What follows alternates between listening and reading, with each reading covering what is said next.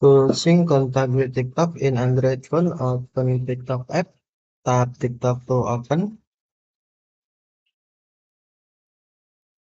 and then tap profile.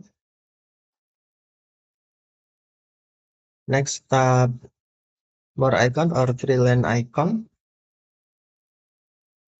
and then select settings and privacy. Tap privacy,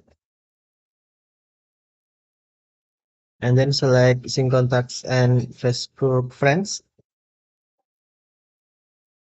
On sync contacts, tap switch until grid to sync. To connect with people, you know on TikTok, allow access to your contacts in your device settings and then tap open settings.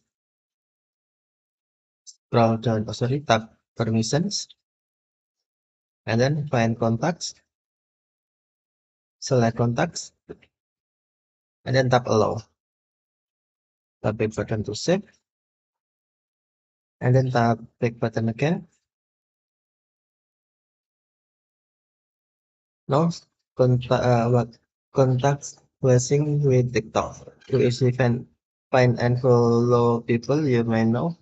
Your phone contacts will be periodically sync. You can turn this off at any time. Okay, thank you for watching. Have a nice day.